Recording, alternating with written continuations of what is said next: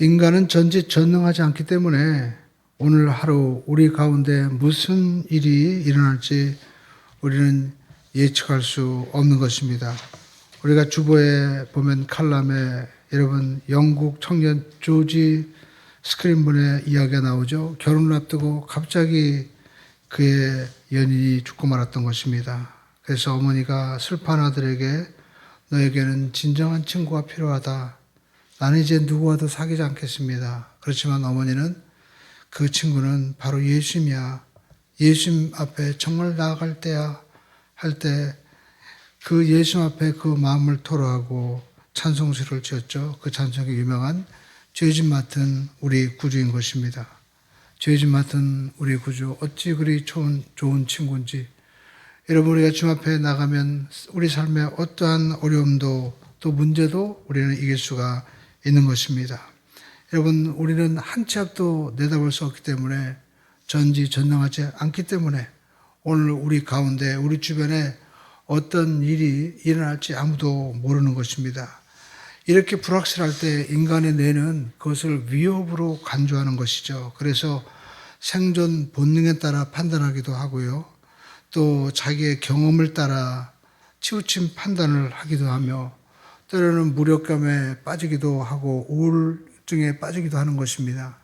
또 사람들이 이렇게 돼서 이렇게 되는 거야 하는 이러한 음모론에 빠져서 마치 세상이 그렇게 돌아갈 것처럼 가짜 통제감을 얻으면서 스스로 위로하고 살아가는 것이죠.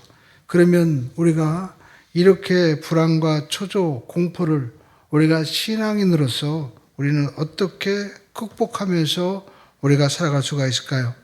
오늘 여기에 대해서 여러분 시편 23편은 놀라운 고백을 하고 있습니다. 여러분 시편 23편 4절을 보시죠. 내가 사망의 음침한 골짜기를 다닐지라도 해를 두려워하지 않을 것은 주께서 나와 함께 하십니다.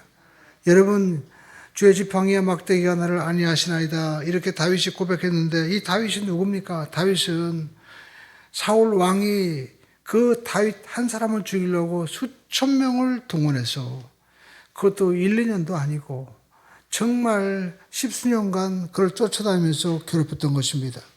그러니까 오늘 자면서도 아니 바로 점심때 무슨 일이 일어날지도 모르는 겁니다. 그러나 여러분 다윗이 이런 고백을 하고 있는 거예요. 내가 사막의 음침한 골짜기를 다닐지라도 해를 두려워하지 않는다. 여러분 우리가 삶을 생활해 보면 다윗의 이야기가 나오죠. 바로 이 사울 왕이 군대를 보내가지고 이제 다 눈앞에 있어요. 잡히는데 갑자기 소식이 들려오는 겁니다. 사울 왕의 전령으로부터 왕이시여 지금 블레셋 군인이 쳐들어왔습니다. 큰일 났습니다. 그러니까 눈앞에 다윗을 잡으려고 하는데 지금 전쟁이 터졌다고 해가지고 거꾸로 돌아가는 거예요. 이런 일들이 수없이 일어났던 것입니다. 그래서 다윗은 걱정하지 않은 것이죠. 주님이 나와 함께 하시면 된다. 여러분 사망의 음침한 골짜기라는 것은 바로 그 다윗의 절박한 삶의 상황을 잘 설명하고 있는 것이죠. 여러분 삶의 희망이 사라진 것이고 또 음침한 골짜기 글자 그대로 황량하고 어둡고 삭막하고 정말 내가 어떻게 살아가야 될 것인가 어떻게 해야 될 것인가 막막한 그러한 골짜기라는 것입니다. 그러한 때라는 것이죠. 밝은 것이 아닙니다. 어둡기 때문에 내일 아니 점심때 무슨 일이 일어날지도 모르는 거예요.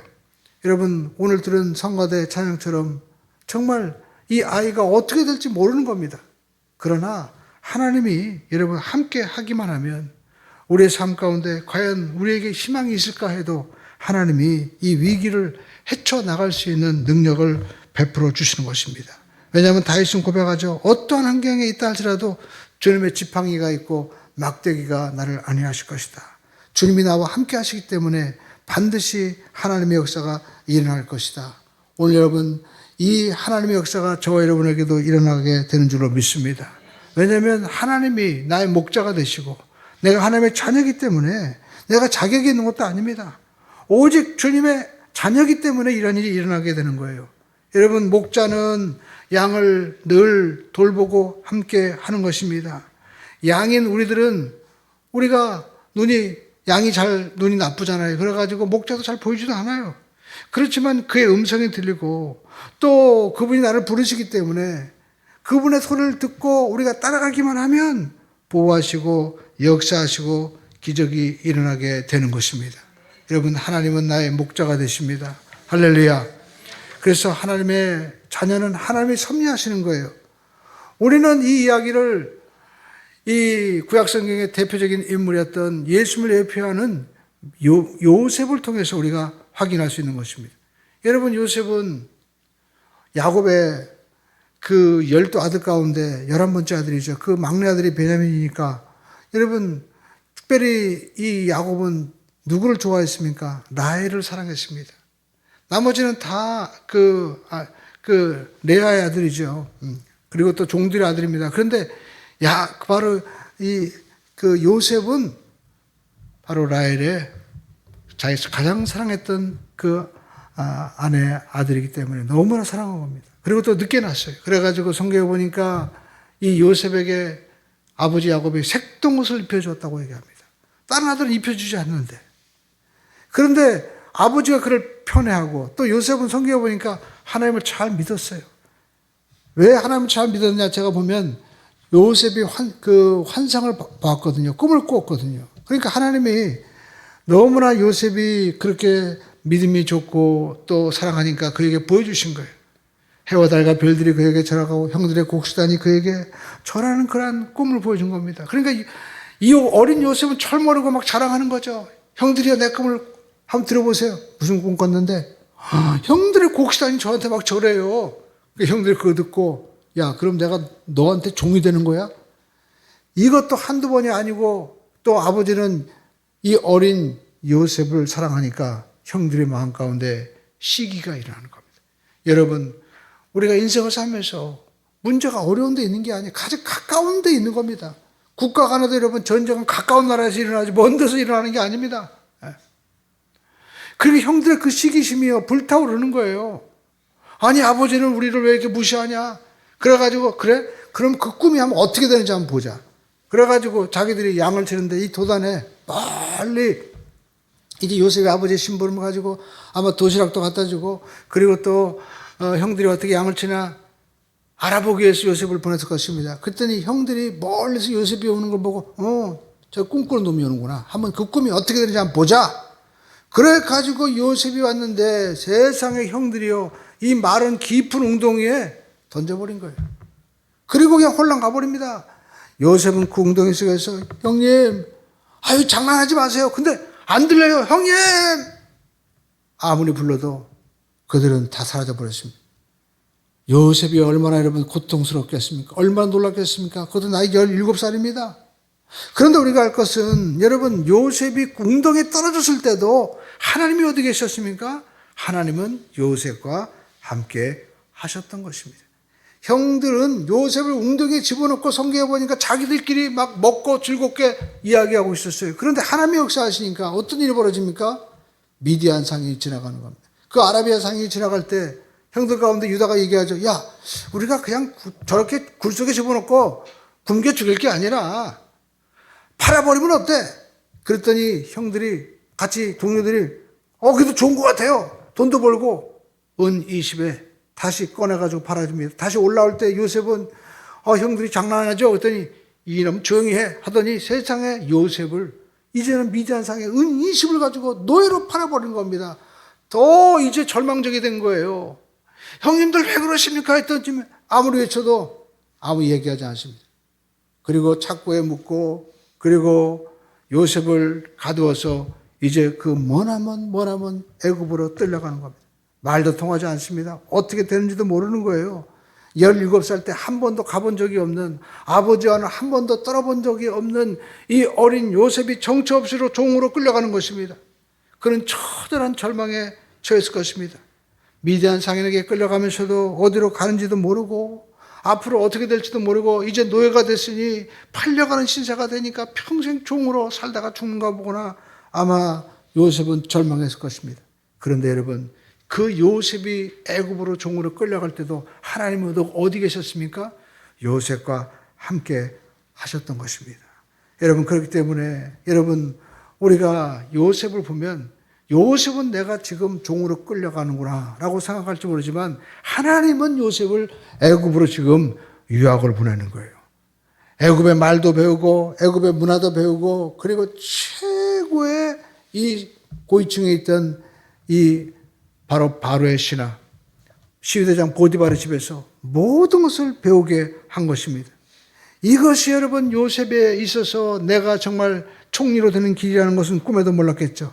여러분 이것이 하나님의 생각과 우리의 생각이 다른 것입니다. 요셉은 보디바르 집에서 17세에 들어가서 10년 동안이나 열심히 종사를 했습니다. 얼마나 외로웠을까요? 보고 싶은 아버지, 어머니, 형들, 고향 매일 저녁에 눈물로 정말 고향을 바라보면서 시간을 보냈을 것입니다.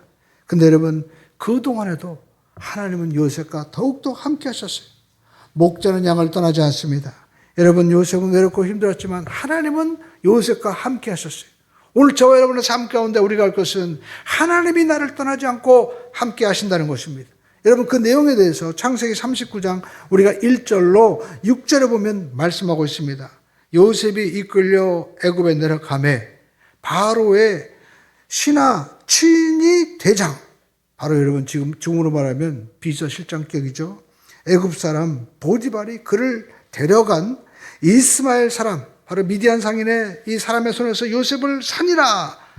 하나님께서 요셉과 함께 하심으로 그가 형통한 자가 되어 그의 주인 애굽 사람의 집에 있으니 그의 주인이 하나님께서 그와 함께 하심을 보며 야훼께서 그의 범사에 형통케 하심을 보며 뭐든지 요셉이 손대면 잘 되는 거예요. 그래서 요셉이 그의 주인에게 은혜를 입어 섬김에 그가 요셉을 가정에 총무로 삼고 자기의 소유를 다 그의 손에 위탁하니 그가 요셉에게 자기의 집과 그의 모든 소유물을 주관하게 한 때부터 야훼께서 요셉을 위하여 그 애굽 사람의 집에 복을 내리심으로 여호와의 복이 그 집과 밭에 있는 모든 소유에 미친지라. 주인이 그의 소유를 다 요셉의 손에 위탁하고 자기가 먹는 음식 외에는 간섭하지 아니하였더라. 요셉은 용모가 뛰어나고 아름다웠더라. 여러분 여기 요셉을 보십시오. 요셉은요 자기가 종살이 한다고 생각했는데 여러분 하나님께서는 요셉의 생각을 초월해서 함께 하심으로 말미암아 보디발의 마음 가운데 요셉을 정말 우리 집에 귀한 사람이 왔다. 그래서 그에게 그 총무의 모든 일을 가르치는데 여러분 나중에 보니까 그 집에서 했던 모든 그 총무의 역할이요 나중에 총리 일의 기초가 된 거예요. 그가 하는 모든 일에 형통케 하였다고 하나님께서 말씀하신 것입니다. 그러니까 여러분 우리에게 형통케 하신 하나님이 요셉과 함께 하시니까 요셉이 있는 그 집도 복을 받게 되는 거예요. 우리가 예수 그리스도를 잘 믿으면 여러분 이 나라뿐만 아니라 전 세계가 복을 받는 그러한 역사가 나타나게 되는 것입니다. 여러분 요셉이 이제 총무로서 그 집에서 야 내가 노예로 왔지만 그래도 온 집을 내가 다스리니까 이제는 됐다 하는데 여러분 웬일입니까? 여기 성경에 보니까 요셉은 용모가 빼어나고 아름답다. 빼어났다고 얘기했잖아요. 요즘에 보면 아이돌이 문제가 되는 게 아니에요. 이제 요셉이 한 7살 정도 되니까 너무나 멋있어진 겁니다. 그러니까 여러분 요셉을 흠모하는 사람이 있었는데 그것도 누구냐? 바로 여러분 보디발 그 자기 주인의 부인이었던 거예요. 아, 이 사람도 얼마나 여러분 괜찮은 사람이고 애굽에서 정말 뛰어난 사람입니까? 근데 여러분 이 여인이 요셉을 짝사랑하면서 자꾸만 요셉을 유혹합니다. 근데 여러분 요셉이 어떻게 말합니까? 아무도 모르지만 하나님이 나와 함께 하시는데 내가 어떻게 범죄하리까? 내가 이 집에 있는 모든 걸 맡겨도 당신은 나에게 맡기지 않았습니다. 여러분 그러면은요 이 여인이 요셉 훌륭하다 해야 되는데 여러분 사람이요 그렇게 무시를 당하거나 자기가 여러분 그렇게 정말 요셉을 사랑하는데 이럴 수가 있느냐? 오히려 여러분 요셉을 이제 시기하니까요 그를 억울하게 감옥에 집어넣는 거예요. 요셉 입장에서는 내가 정직하게 행하는데 왜 더 어려운 일이 생기느냐 이렇게 한탄할 수도 있겠죠. 그러나 성경에 보니까 여러분 요셉은 원망하지 않았다라는 것입니다. 그가 시위대 감옥의 뜰에 갇혔는데 이 감옥에도 하나님이 함께 따라오시는 거예요. 여러분 하나님께서는 그분의 자녀를 버리지 않는 것입니다. 여러분 가운데 내가 실패하고 또 내가 낙심했다고 해서 하나님 나를 버리셨나 보다. 아닙니다. 하나님은 하나님의 자녀를 결코 버리지 않는 것입니다. 그 감옥에서도 요셉은 형통하게 되는 겁니다. 창세기 39장 21절로 23절은 이와 같이 말씀하고 있습니다. 야훼께서 요셉과 함께 하시고 그에게 인자를 더하시는 겁니다. 간수장에게 은혜를 받게 하심에 간수장이 옥중제수를 다 요셉의 손에 맡김으로 그 재반 사물을 요셉이 처리하고 간수장은 그의 손에 맡긴 것을 무엇이든지 살펴보지 아니하였으니 이는 야훼께서 요셉과 함께 하십니다. 야훼께서 그를 범사에 형통하게 하셨더라. 요셉은 감옥에 들어갔을 때도 하나님이 함께 하시고 보디발의 집에 들어갔을 때도 함께 하시고 이제는 여러분 감옥에까지 들어갔는데도 불구하고 하나님이 함께 하시는 거예요. 그러니까 시편 기자 다윗이 고백한 것처럼 내가 사망의 음침한 골짜기를 다닐지라도 해를 두려워하지 않을 것은 주께서 나와 함께 하십니다. 주님의 지팡이와 막대기가 나를 안위하시나이다. 주님이 함께 계심으로 여러분 어디 가든지 형통하게 되는 역사가 나타나게 되는 것입니다. 오늘 저와 여러분들도 예수 믿기 때문에 여러분 우리가 모든 만사가 잘 된다고 생각해서는 안 됩니다. 우리도 고난을 겪고 사망의 음침한 골짜기를 만나는 거예요. 그렇지만 여러분 이 골짜기를 지날 때 세상 사람들과 다른 것이 있습니다. 우리는 주님이 함께 하신다는 것입니다. 내 부모 형제 또 내 친척 모든 사람들이 나를 버린다 할지라도 주님은 떠나지 아니하시고 그 흑암의 골짜기 가운데서 함께 하시며 주님의 지팡이가 또 주의 막대기가 나를 안위하시고 여러분 보호하심으로 말미암아 내 삶 전체를 하나님께서 삼력하여 손을 이루어주시는 여러분 형통의 삶으로 이끌어주신다는 사실을 우리가 알아야만 되는 것입니다. 이것이 우리 믿는 사람에게 주어지는 위대한 소망이고 축복인 것입니다. 그래서 다윗은 한 걸음 더 나갑니다. 주께서 내 원수의 목전에서 내게 상을 베풀어 주신다. 할렐루야. 그리고 여러분 기름을 내 머리에 바르셨으니 내 잔이 넘치나이다라고 말씀하고 있습니다. 여러분 원수마귀는 끊임없이 우리를 넘어뜨리고 망하게 하고 또 참수하고 조수합니다. 그러나 여러분 주님이 함께 하시는 삶은 감옥에 들어가도 여러분 역전의 역사가 일어나게 되는 겁니다. 여러분 성경 보시죠. 시편 91편 14절로 15절에 보니까 이와 같이 말씀하고 있습니다. 하나님이 이르시되 그가 나를 사랑한즉 내가 그를 건지리라. 그가 내 이름을 한즉 내가 그를 높이리라. 할렐루야. 또 그가 내게 간구하리니 기도하면 어떻게 돼요? 내가 그에게 응답하리라. 그들이 환난 당할 때 내가 그와 함께하여 그를 건지고 또 영화롭게 하리라. 할렐루야. 이 말씀이 저와 여러분의 응답이 되기를 주님의 이름으로 축원드립니다. 여러분 요셉이 감옥에 있을 때 이제 죄수가 되었는데 무슨 희망이 있습니까? 그런데 여러분 애굽왕 바로가 꿈을 꾸게 되는 거예요. 여러분 그 꿈을 꾸게 되는데 정말 놀라운 꿈이었습니다.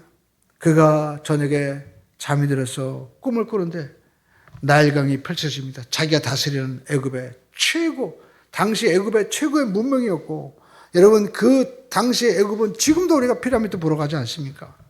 얼마나 여러분 풍요로운 나라였습니까? 근데 여러분 그 나일강 주변에 이 평야에 다 살진 7마리 황소가 나타난 거예요. 너무나 아름답고 멋있었습니다. 근데 7마리의 황소가 풀을 뜯는데 이 애굽에 내가 다스린 나라에 저 황소가 풀을 뜯는구나. 너무나 보기 좋은데 갑자기 저 둔덕에서 아주 바닥이밖에 남지 않는 해골 같은 암소 7마리가 또 나타난 겁니다. 그러더니 그 암소가 처벅처벅 걸어오더니 멀쩡하게 아름다운 그 황소를요 갑자기 뜯어먹기 시작하는 거예요. 머리가 잘리고 다리가 잘리고 하는데 끔찍합니다. 이게 도대체 무슨 꿈이냐. 자다 일어나가지고 식은땀이 일어나고 그리고 도저히 마음이 답답하고 정말 어떻게 이 불안한 가운데 있는데 너무 피곤하다 보니까 또 잠이 든 거예요. 근데 여러분 잠이 또 드는데 이번에는 그 나일강가에 곡식이 얼마나 정말 충실하고 아름다운지요. 7 이제 이 이삭이 그 벼를 탁 밀어갔다가 이제 알곡이 주렁주렁 풍성하게 서 있는데 너무나 멋있는 거예요. 그런데 세상에 마치 옥수수 따고 나서 그냥 옥수수가 노랗게 깡 마른 것처럼 그런 이 말라빠진 풀떼기가 갑자기 솟더니 이 곡식들을 갖다가 삼켜버리는 겁니다. 그랬더니 이 충실한 아름다운 곡식들이요 그 앞에 사라져버리는 거예요. 바로는 그 꿈을 꾸고 도저히 잊어버릴 수가 없었습니다. 이게 도대체 무슨 꿈이냐? 그래가지고 아침에 일어나서 이제 모든 박사들과 수객들을 모아놓고, 지금으로 말하면 내각회의가 열린 겁니다. 내가 밤에 이런 꿈을 꿨는데 이게 도대체 무슨 꿈이냐? 그랬더니요 그 가운데 아무도 얘기를 못하는 거예요. 그랬더니 그 가운데 바로 술관원이 얘기합니다. 여러분, 술관원은 지금으로 말하면 내무부 장관이죠. 왕이시여, 제가 사실 감옥에 있지 않았습니까? 그래, 너 있었지? 그런데 제가 이 감옥 속에서 저도 꿈을 꿨는데, 아니 제 꿈을 이 한 청년이 해몽을 준 대로 내가 포도주를 왕에게 진상한다고 하는 대로 내가 왕에게 다시 복직이 되었는데, 그 가운데 떡가루는 새들이 쪼아먹었는데 며칠 못 되면 죽는다고 하더니 진짜 나가서 죽고 말았습니다. 그래? 아니 그런 청년이 있단 말이냐? 그러더니 그러면 그 청년 어디냐? 여러분 어디겠어요? 감옥에 있었어요. 만약에 여러분 요셉이 자기가 술관한테 부탁했거든요. 당신 나가면 정말 이제 높은 위치로 다시 복식을 나를 꼭 기억해 주시고 나를 이곳에서 나가게 해 주세요라고 부탁했지만 성경에 보니까 까맣게 잊어버렸다고 얘기했습니다. 그러니까 우리가 인생을 살면서 내가 누굴 도와주고 내가 그 사람이 꼭 철저히 내가 꼭 해줄게 했는데 잊어버리는 것도 여러분 하나님의 축복입니다. 우리가 하나님 안에 있기만 하면 하나님이 역사하시는 거예요. 하나님의 가장 좋은 때 반드시 응답하시는 것입니다. 여러분 보십시오. 왕이 그럼 어디 있느냐? 감옥에 있죠. 빨리 데리고 오느라. 여러분 불과 한두 시간도 안 돼가지고요 요셉이 하얀 세마포 옷을 입고 이제 머리를 탁 깎고 그리고 왕 앞에 섰습니다. 왕이 보니까 너무나 준수한 이제 청년이 30세에 탁 나타난 거예요. 제일 멋있을 때죠. 근데 여러분 그 요셉이 멋있을 뿐만 아니라 자기 꿈을 해몽해 주는데 바로가 물어봅니다. 내가 꿈을 꾸는 걸 얘기하면 해몽을 해주는 그 바로 그 사람이냐? 그랬더니 예, 제가 해몽하는 것이 아니라 하나님이 왕에게 편안히 해몽을 해줄 것입니다. 하나님이 말씀하실 것입니다 라고 얘기하는 거예요.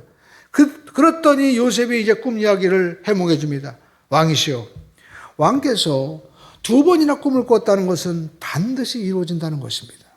그리고 이제 7마리의 그 황소는 앞으로 또 일곱 이삭은 7년 동안 통년이 올 것을 하나님께서 보여주시는 것입니다. 그리고 이어서 파리하고 깡마른 황소가 그것을 참겼다는 것은 전에도 볼 수 없었던 엄청난 재앙이 국가적으로 뿐만 아니라 이 모든 전체의 세계에 일어날 것을 하나님께서 보여주시는 것입니다. 그러니 왕이시여, 7년 동안 이제 풍년이 올 동안 이제 앞으로 다가올 흉년을 대비해서 국가의 모든 제도를 정비하셔야 됩니다. 그리고 모든 이 풍년이 다가왔을 때 그것을 흥청망청 쓰는 것이 아니라 이제는 창고를 짓고 그리고 곡식을 잘 썩지 않도록 모든 제도를 다 바꿔야 되고 사람들에게도 흥청하지 않도록 반드시 왕께서 기강을 확립하시고 이렇게 저렇게 하셔야 됩니다. 얘기했더니 왕이 그 얘기를 듣더니 야, 이건 정말 하나님의 사람이 아니고서는 이런 말을 할 수가 없구나. 그러면서 열어봐라. 너희들은 어떠냐라고 물어봤더니 세상의 모든 방백들도 왕이시여, 이것은 사람의 지혜가 아닙니다. 어떻게 앞으로 일어날 일들을 정확히 예견하고 그리고 저런 청년이 저렇게 정확하게 우리의 모든 상식과 우리의 모든 것보다 지혜롭게 말할 수가 있겠습니까? 왕이시여 뜻대로 하시옵소서. 그랬더니 왕이 이분은 하나님의 보낸 사람이다 하더니 자기의 인장, 왕권을 상징하는 인장을 요셉에게 끼워주며 지금부터는 네가 다스려라. 이 애굽에 이제 나 외에는 너보다 높은 사람이 아무도 없다. 너의 허락 없이는 아무도 수족을 놀리지 못할 것이다. 그러면서 그에게 세마포 옷을 입혀줍니다.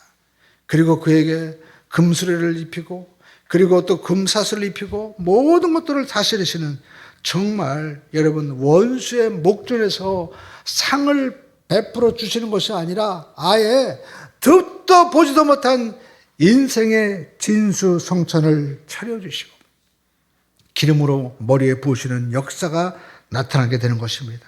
여러분 성경 우리에게 말씀하고 있습니다. 시편 21편 5절로 여러분 6절에 보시죠. 주의 구원이 그의 영광을 크게 하시고 존귀와 위엄을 그에게 입히시나이다. 그가 영원토록 즉한 복을 받게 하시며 주 앞에서 크고 즐겁게 하시나이다. 할렐루야. 여러분, 하나님께서 이와 같이 우리가 요셉과 같은 그 믿음으로 우리가 나가고만 하면 아무리 우리가 흑암의 골짜기에서 미래가 보이지 않고 답답하고 또 여러분 우리가 예측할 수 없어도 여러분 하나님이 역사하십니다. 그러므로 우리는 어떠한 마음으로 우리가 신앙생활을 해야 될까요? 첫 번째 우리 한번 따라하겠습니다. 임마누엘의 확신을 갖자. 여러분 엘은 하나님이죠. 그러니까 하나님이 임마누 함께 하신다는 거예요. 하나님이 나와 함께 하신다는 여러분 믿음을 가지고 나가야만 될 줄로 믿습니다. 예수님께서 요한복음 10장 11절에 이와 같이 말씀하고 있습니다. 나는 선한 목자라. 선한 목자는 양들을 위하여 목숨을 버리거니와. 여러분 나는 누구다 하는 것은 하나님만이 하시는 거예요. 나는 스스로 있는 자다. 나는 생명의 빛이다. 근데 여러분 우리 이 에고 에임이라는 이 말은 하나님만이 하시는 건데 여기 보십시오. 내가 목자다 하는 것이 아니라 나는 선한 목자인데 양들을 위해서 목숨을 버린다는 거예요. 너희들이 할 수 없기 때문에 내 생명을 바쳐서 너의 모든 죄를 대신하고 너희들이 고난과 저주를 감당할 수 없기 때문에 내가 감당하시겠다. 그 사랑의 하나님이 우리를 떠나지 않는다는 것입니다. 우리는 잠들어도 주님께서는 24시간 주무시지도 않고 우리 하나님께서는 졸지도 아니하시고 주무시지도 아니하시고 우리를 지키시는 것입니다. 그래서 하나님이 사랑하는 자에게 잠을 주시는 거예요. 왜? 잠자도 하나님이 다 해결하시는 거예요. 여러분 어렸을 때 보십시오. 아이가 잠들어도 엄마가 어떡합니까? 그 잠자는 동안 우유 끓여놓고 그리고 잠자는 동안 다 또 우리가 기저귀도 준비해놓고 다 하잖아요.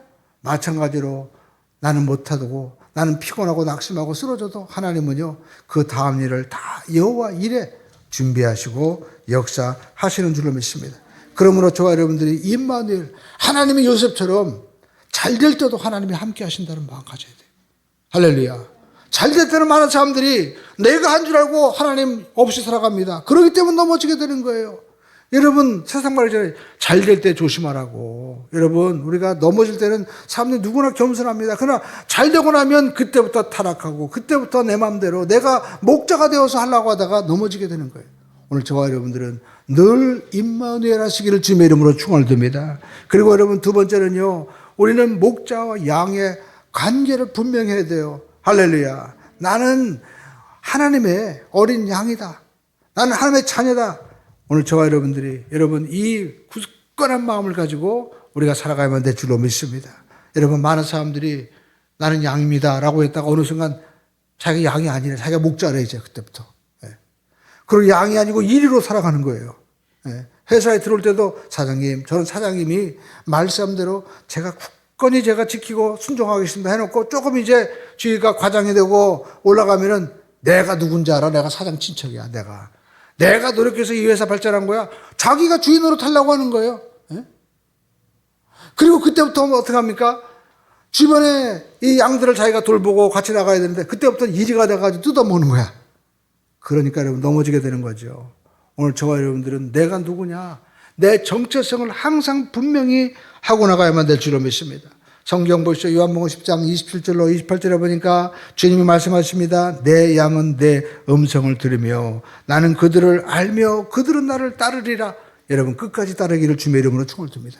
주님의 음성을 들으세요. 할렐루야. 내가 그들에게 영생을 주노니 영원히 멸망하지 아니할 것이요 또 그들을 내 손에서 빼앗을 자가 없느니라. 여러분 여기서 보니까 내가 그들에게 뭘 줘요? 영생.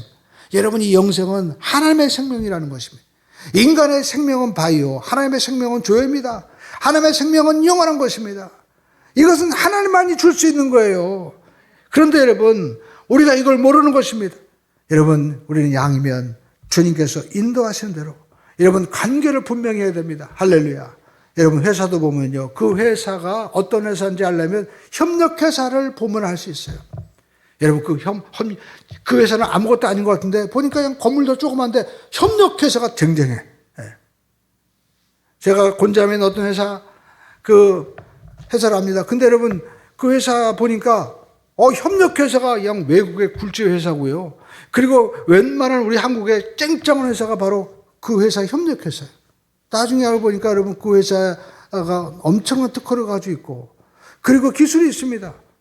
그러니까 그 회사는요 현찰만 계속 들어온대. 그러니까 저와 여러분들이 여러분 회사도 보니까 협력회사가 누구냐에 따라 달라지죠. 인생도 마찬가지입니다. 그 사람이 돈이 있느냐? 그 사람이 여러분 또 뭐 잘생겼냐? 통장에 얼마? 이거 중요한 게 아니에요. 그 사람이 누구와 협력하고 있느냐? 그게 중요한 것입니다. 사람은 여러분 보이는 이 물질적인 자산도 있지만 무형의 자산이 있습니다. 삼성전자 이재용 회장이 여러분 지금 50조 뭐 100조 잊어버려도요. 여러분 그를 도와줄 사람이 있을까요 없을까요? 엄청나게 많이 있습니다. 우리도 마찬가지입니다. 지금 내가 통장에 얼마가 있고 지금 내가 어떤 뒤에 있다 할지라도 여러분 하나님과의 관계가 더 중요한 것입니다. 많은 사람들이 이걸 무시하는 겁니다. 여러분 성경 보시죠. 오늘 요셉이 목자를 인도하는데 형에게 버림받게 하는 거예요. 그런데 여러분 형에게 버림받아서 노예로 가야만이 애굽의 총리로 이제 입학하게 되는 것입니다. 여러분 요셉은 더 억울하게 감옥에 갇혔습니다. 그러나 감옥에 들어가야만이 술 가는 것, 떡 가는 분을 만나게 되고 감옥에 있어야만이 애굽왕 바로에게 나갈 수 있게 되는 것입니다. 그리고 감옥에 있어야만이 총리가 되는 거예요. 오늘 저와 여러분들은 여러분 많은 사람들이 목사님 어떻게 하면 총리가 될 수 있나요? 어떻게 하면 우리 아들이 잘 되고 우리 딸이 잘 될 수 있을까요? 내가 하는 것이 아닙니다. 하나님이 하시면 되네요. 하나님이 여러분 야곱이 내 아들 요셉 얼마나 훌륭한 아들이냐 색동옷을 입혔지만 하나님은 그 색동옷 전부 다 찢어버리고 아버지가 가가지고 야 이거 어떻게 된 거야? 몰라요. 늑대가 물어 죽였나 봐요. 펑펑 울며 고통스러웠습니다. 근데 여러분 그 색동옷이 벗겨지니까 요셉에게 총리의 옷이 입혀지게 되는 거예요. 오늘 여러분 많은 사람들은 변화되기를 싫어합니다. 여러분 내가 익숙한 것들만 관계를 맺으려고 합니다. 그러나 여러분 하나님과의 새로운 관계로 우리가 들어가기만 하면 하나님은 놀라운 역사를 베풀어 주시는 것입니다. 그래서 우리는 세 번째 초월적인 섭리를 믿어야 됩니다. 우리 한번 따라해서 하나님은 우리의 생각을 초월하십니다. 그러므로 저와 여러분들이 이해하려고 하지 말고 순종하세요. 여러분 우리가 지금 당장 내가 돈을 벌었느냐 내가 실패했느냐 이것이 중요한 것이 아닙니다. 지금 내가 하나님과 어떤 관계가 있느냐 이것이 중요한 것이죠. 많은 사람들은 내가 이런 위치에 올랐어. 내가 회사 이사가 되니까 내가 이번에 집을 샀어. 여러분 그보다 중요한 것은 지금 내가 하나님과 어떤 관계에 있느냐. 성경은 이것을 말씀하고 있습니다. 하나님과의 관계만 분명히 서 있다면 하나님은요 최고로 역사하시는 것입니다. 그러므로 저와 여러분들이 주님의 인도를 받고 여러분 우리가 주님과 함께 주님의 음성 가운데 살아간다면 지금 감옥에 있어도 걱정하지 마세요.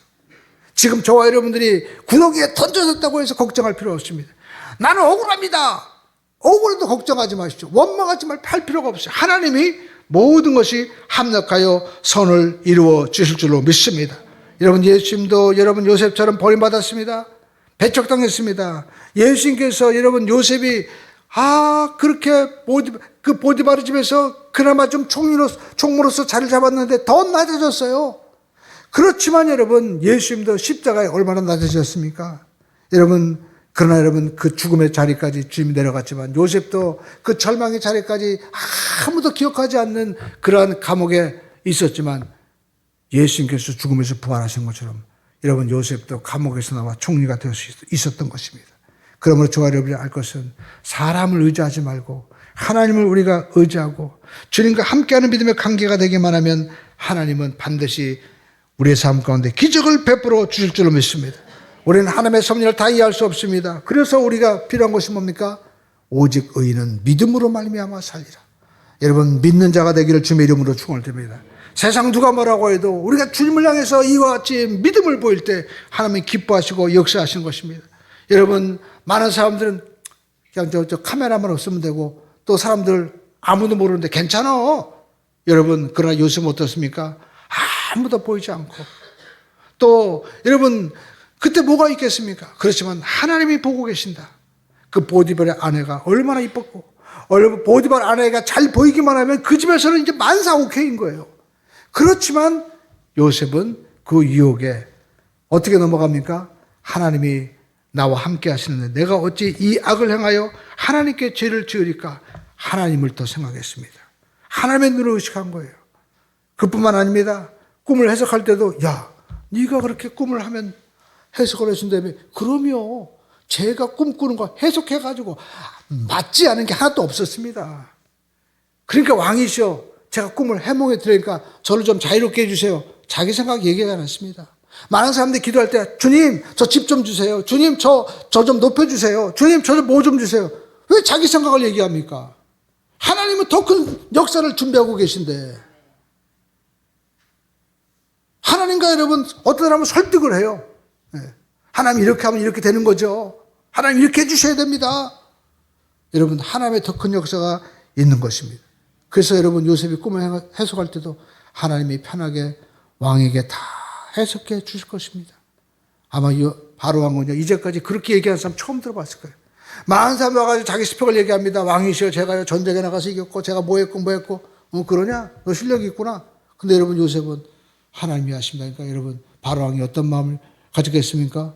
야, 이 사람은 도대체 누구냐?